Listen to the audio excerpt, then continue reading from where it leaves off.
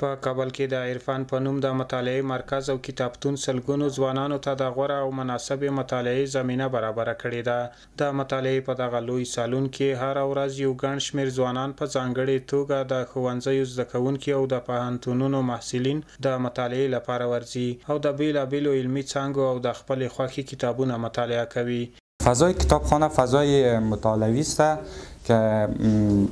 زیادتر بچه‌ها همینجا به خاطر که بیشتر تمرکزشان روی هدف باشه که فرزند هم کتابی که مطالعه میکنه روی همو تمرکز کنه. کتابخانه و سالن مطالعه عرفان از سال 1400 به این طرف تأسیس شده که روزانه همه روزه در حدود 150 نفر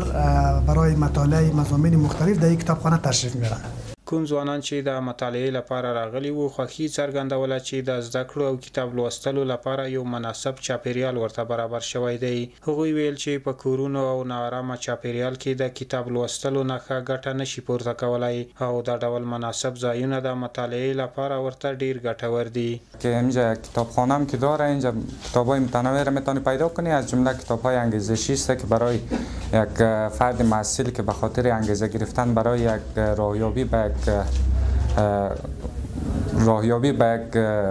آینده خوبتر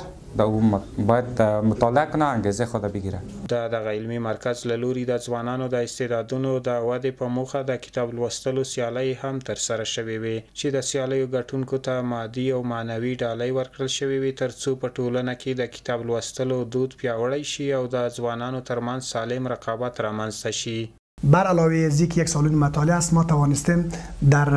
3 دوره مسابقه بزرگ کتابخوانی را در شهر کابل برگزار نماییم که دور اول ما در حدود 500 نفر اشتراک کرده بود که نام کتاب بود به نام اخلاق برای جوانان و نوجوانان. دور دوم که ما مسابقه بزرگ کتابخوانی را برگزار کردیم در غرب کابل در حدود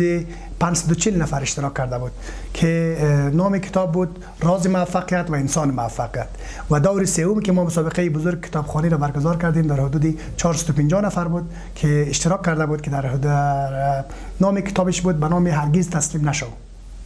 ما بر علاوه از این که مسابقات کتابخوانی سمینارهای انگیزشی و علمی را نیز در این مسابقه در این کتابخانه برگزار کرده. دا یادونه وړ ده چې د عرفان په نوم د مطالعې دغه مرکز 2 کلونه مخکې په کابل ښار کې په فعالیت پیل وکړ چې تر دې مهاله یې زرګونو ځوانانو ته د کتاب لوستلو ښه زمینه برابره کړې ده او هغوی ته یې سالم مصروفیت رامنځته کړی دی.